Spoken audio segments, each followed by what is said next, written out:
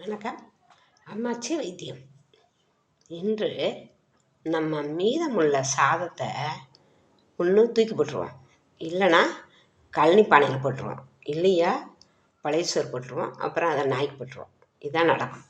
ஆனால் நம்ம அதில் நம்ம சிக்கனில் எப்படி 65 சில்லி எல்லாம் போடுறோமோ அதே மாதிரி இதில் சில்லி போடலாம்.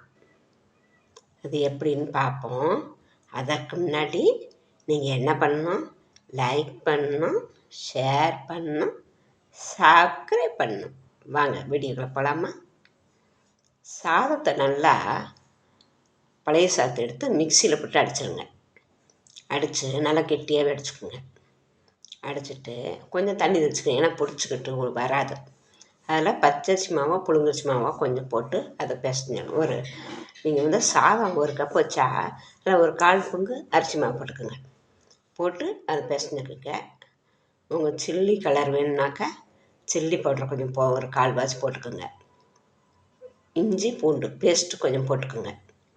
கருவேப்பிலை, கொத்தமல்லி, சின்ன வெங்காயம், 2 பச்சை மிளகாய் இதெல்லாம் போட்டு பிசைஞ்சுக்குங்க. தேவைக்கேற்ப உப்பு போட்டுக்கோங்க. போட்டு நல்லா பிசைஞ்சு நீங்கள் கடாய் சட்டி அடுப்பில் வச்சு இதை ஒரு 4-5 கிள்ளி போடுங்க. போட்டிங்கனாவே அது அப்படியே மொறுன்னு வந்துடும். சாப்பிட செம்ம சூப்பராக இருக்கும். இது சாப்பாடு வீணாகாது. நீங்கள் சாப்பிட்றதுக்கும் ஒரு வகை ஸ்நாக்ஸ் ஆகிடுது. ஈவினிங் டிஃபனுக்கு ஒன்றுமே இல்லைன்னா இதை வச்சு பிள்ளைங்க கொடுக்கலாம். சூப்பராக இருக்கும். செய்து பாருங்கள். நன்றி, வணக்கம்.